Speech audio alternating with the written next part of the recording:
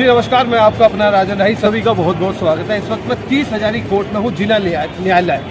हमारे साथ एक महिला है, आइए महिला से पूछते हैं कि वो कोर्ट में क्यों आई है, क्या वजह है। सबसे पहले आप अपना पूरा नाम और अपना पूरा परिचय दीजिए। मेरा नाम फरहत जहां है। मैं यहाँ पहाड़गढ़ में रहती हूँ। उसी के सिलसिले में आप कोर्ट आई है? जी, उसी के सिलसिले में मैं कोर्ट आई हूँ। एक्चुअली मैं 11 दिन से यहाँ से वहाँ भटक रही हूँ न्याय के लिए, क्योंकि जो सेक्शन हमारे यहाँ लगा हुआ है, ये धारा बना रखी है 376, 375। इसमें क्या है ना, लोगों के दिमाग में ये है कि मतलब अगर एक बार किसी ने एलिगेशन लगा दिया 376 का, 375 का, तो मतलब उसमें बेल होती ही नहीं है और ज़रूर किसी ने कुछ किया ही होगा। सेकेंडली, कहीं पे भी हम जाते हैं तो कोई उम्मीद नहीं देता है, हमेशा ये कहता है 3 महीने के लिए बंदा अंदर, 4 महीने के लिए बंदा अंदर, 2 साल तो बाहर नहीं है। मेरा ये कहना है, जब तक इंसान के अगेंस्ट में कोई भी आरोप प्रूफ नहीं हुआ, कोई भी एलिगेशन अगर प्रूफ नहीं हुआ है, तो उसको जेल क्यों? क्योंकि अगर एक हुआ बंदा, क्या था, आपके जो हस्बैंड है उनके साथ ऐसा कुछ हुआ? जी उनके ऊपर एलिगेशन लगे हैं रेप के, जी प्रॉमिस टू मैरिज रेप के लगे हुए उनके ऊपर चार्जेस। तो अभी ये केस काफ़ी साल महीनों पुराना है, 10 महीने पुराना ये केस है। आज उस चीज़ के लिए किसी ने कंप्लेन करा है, मैं नाम नहीं देना चाहूँगी, मैंने चाहती किसी को बताती हूँ, बट ये कि पुलिस नहीं जानना चाहती कि क्या सच है क्या झूठ है, सीधे उठाया और सीधे जेल भेज। अब अगर 4 साल बाद या 1 साल बाद ये प्रूफ होता है कि ये एलिगेशन झूठे हैं, तब तक तो मेरा बच्चा तो गया अंदर, मेरे हस्बैंड को अंदर जाए, मतलब जो मान सम्मान उनका समाज में खो चुका है वो वापस नहीं आएगा। वापस नहीं आएगा। जो बिजनेस में प्रोग्रेस है वो भी जा चुकी है, बिजनेस इनका बर्बाद हो गया। दूसरी चीज़, मेरे ऊपर मेरी जो इज्जत रहती है मेरे हस्बैंड से, वो खत्म। मेरे सिर्फ सिक्योरिटी मेरे हस्बैंड से, राइट। अब आज मैं अकेले धक्के खा रही हूँ, यहाँ से वहाँ कोई बदतमीजी कर रहा है, कोई कुछ कर रहा है, जेल जा रही हूँ, यहाँ जा रही हूँ, उसका क्या? और फिर इतने महीने रहने के बाद मेरे हस्बैंड जो ट्रॉमा से गुजर रहे, क्या वो उसी मेंटल स्टेट में बाहर आएंगे जिस मेंटल स्टेट से गए थे? क्योंकि इतने दिन तक मुझे एक भी फर्स्ट मीटिंग नहीं अलाउ किया गया, मिलना अलाउ नहीं किया गया। जिस कपड़े में गए थे उसी कपड़े में वो गए, ना चप्पल है, कोई जूता है, कुछ भी नहीं है। वो किस तरह से किस हाल में, मुझे अभी तक कुछ नहीं पता। अच्छा, अभी कोर्ट का क्या निर्णय आया? कोर्ट का निर्णय ये आया है कि मतलब मैं कोर्ट की बहुत आभारी हूँ कि उन्होंने बेल मेरे हस्बैंड को दे दी है। कितने समय बाद? 10 दिन के अंदर दे दी है। लेकिन जो एक बुरा वक्त गुजरा है, जिस दौर से आप गुजरी है, क्या कानून वो बुरे वक्त को अच्छे वक्त में तब्दील कर सकता है? बिल्कुल नहीं कर सकता। मैंने इन 10 दिनों में कुछ खाया नहीं है, कुछ पिया नहीं है। हाँ, ये है कि थोड़ा बहुत कभी कोई पानी ऑफर कर दिया तो उसी पानी, मतलब उतने ही में मैंने सफ़र किया है। क्योंकि मतलब 10 दिन जो आपके पति ने सजा काटी है, उससे ज़्यादा सजा आपने भी काटी? मैंने काटी है। और मैं जब भी खाने को या पानी को देखती हूँ, मुझे अपने हस्बैंड का चेहरा नजर आता है कि वो किस हालत में है। अच्छा, 10 दिन में बेल, इतनी जल्दी कानून ने आपकी अपील पर सुनवाई करी, इसमें किसी वकील साहब ने कोई बड़ी भूमिका निभाई? जी जी, ईडी मलिक सर है, आकाशदीप मलिक जी। जी आकाशदीप मलिक जी है, एक वही एकमात्र वकील थे जिन्होंने ये मुझे एश्योरेंस दिलाई थी केस है और इसमें तुम्हें बेल मिलेगी। अदरवाइज कोई भी ऐसा एडवोकेट या पुलिस वाला नहीं था जो ये कहता कि 3 महीने से पहले तुम्हारा हस्बैंड बाहर आएगा। आप गए थे कहीं और? हाँ, हम गए हैं। अभी तक मैं 9 एडवोकेट से मिली हूँ। उन्होंने कहा है कि हमारा लॉ ही इतना ज़्यादा वीक है कि अगर किसी लड़की ने बोल दिया कि मेरे साथ ऐसा किया है तो दैट्स इट। अगर आपको प्रूफ, आपके पास प्रूफ नहीं है प्रूफ करने के लिए कि उसने गलत मतलब फॉल्स एलिगेशन कर रहे हैं, तो कुछ नहीं होगा। अच्छा देवी जी, ज़्यादा वक्त नहीं लूँगा क्योंकि 10 दिन आपने भी सजा काटी है, आप भी परेशान, आपके चेहरे से भी परेशानी दिख रही है। आप क्या चाहती है, जो लोग झूठे आरोप में जाते हैं और बाद में उनको सजा नहीं मिले या कानून का नहीं, आपके ऊपर जो आरोप लगाए थे वो बेबुनियाद है, वो वापस आ जाते हैं, क्या उनका खोया हुआ मान सम्मान समाज उसी नज़र से आपके पति को अब दोबारा देखेगा? नहीं नहीं, अभी जब भी मैं किसी से मिलती हूँ वो इंसान यही कहता है कुछ ना कुछ तो होगा, कुछ तो होगा। जहाँ चिंगारी होती है वहाँ होती, इस तरह के मतलब मुहावरे प्रस्तुत किए जाते हैं। जबकि क्लियर स्टेटमेंट है, क्लियर है एकदम कि हमारा फाइनेंशियल जो स्टेटस है उसको देखते हुए हमारे ऊपर ये मतलब एलिगेशन लगाया गया पैसे और जब पैसे जो विपक्ष था वो पैसे ऐंठने का धंधा बनाया। जी। अच्छा, ज़्यादा समय नहीं लूँगा, एक आखिरी महत्वपूर्ण बात, आप क्या चाहती है, जो हमारे भारतवर्ष में ऐसा कानून बनाए गए हैं महिलाओं के लिए, जिनकी घूरने पे भी सजा मिल जाती है, 36 सेकंड किसी महिला को आप घूर रहे हैं तो उस पर भी सजा है, लेकिन कोई झूठे आरोप लगाता है और वो बेबुनियाद निकलते हैं, तो ऐसे कानून बनाने वाले मसीहाओं से क्या कहना चाहेगी आप? सर जो सच्चा है वो सच्चा है, ठीक है, उनके लिए अच्छे रूल्स रेगुलेशन है, बट जो फ्रॉड एलिगेशंस लगते हैं जो हमारे साथ गलत होते हैं उसके लिए थोड़ा लॉ में चेंजेस होने चाहिए, अमेंडमेंट होने चाहिए, मतलब कानून में परिवर्तन होना चाहिए। परिवर्तन होना चाहिए। अगर कोई प्रूफ नहीं है अगेंस्ट में, ये नहीं कि किसी ने कह दिया मैं खड़े होकर कह दूँ कि आपने मेरे साथ ऐसा किया, कि आज हम यहाँ पे बैठे हैं, हमने इससे पहले भी बात करी कि ये चीज़ें हैं, हमारी लोकेशन तो दिख रही होंगी ना कि हम साथ में बैठे हैं, तो क्या लोकेशन के अकॉर्डिंग पे मैं आप पे चार्जेस कर सकती हूँ? मतलब कानून में परिवर्तन होना चाहिए।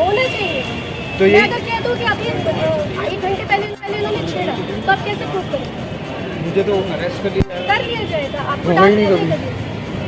तो इस ऐसे कानून में परिवर्तन होना चाहिए। तो कुल मिला के बात समझ में ये आई कि इन महिला का कहना है कि जो झूठे और बेबुनियाद आरोप लगते हैं उनमें परिवर्तन होना चाहिए, क्योंकि भारतवर्ष में जो हमारी जेल है तिहाड़ जेल में, इसमें जितने भी मुजरिम हैं कई तो ऐसे हैं जो सजा काट रहे हैं, उन्होंने गुनाह नहीं किया। अब दूसरी बात, इनकी बात से एक बात सामने निकल के आई कि आप अपने आसपास किसी भी पराये आदमी से या पराई स्त्री से बात करते हैं तो आज के ज़माने में सतर्कता बनाए रखिए। क्यों जी? और आकाशदीप मलिक जी ने एक इतिहास रचा, अब 10 दिन में बेल कराई, आइए उनसे भी मुलाकात करेंगे, उनसे भी चर्चा करेंगे अगर वो समय देते हैं तो। अब दूसरी बात, मुझे एक चीज़ समझ में आई, फिल्म देखी होगी आपने गुंडा राज, अजय देवगन की। अजय देवगन साहब उस फिल्म में जाते हैं और 7 या 14 साल के बाद बाहर निकल के आते हैं और बाद में निकलता है कि आपने वो रेप ही नहीं किया था, और जब वो आते हैं तो समाज में उनकी माताजी और बहन जी का वो आत्महत्या भी कर लेती है। तो ये घटनाएं काल्पनिक थी लेकिन कहीं ना कहीं हमारे समाज से जुड़ी रहती है। कहना चाहती है कुछ आप? जी बिल्कुल, मैं ये कहना चाहती हूँ अगर औरत की इज्जत है तो आदमी की भी इज्जत होती है। देखिए दर्शकों, जैसे आपसे वादा किया था कि आकाशदीप मलिक जी जो उनका केस लड़ रहे हैं 10 दिन में बेल कराई, एक बड़ा इतिहास रचा। जिस आश्वासन को लेके पुलिस प्रशासन के पास गई, अन्य वकीलों के पास गई, वहां इनको निराशा मिली और यहाँ इनको आशा मिली और लगभग इनकी उम्मीद भी पूरी हुई। और आकाशदीप मलिक जी के ऑफिस में इस वक्त हम विराजमान हैं, यहीं बैठे हैं और कुछ महत्वपूर्ण चर्चाएं करेंगे। आपने कहा था कि आकाशदीप मलिक जी ने आपको 10 दिन में बेल कराई। आकाशदीप मलिक जी हमारे सामने बैठे हैं। अब आपको इनसे क्या अपेक्षा है?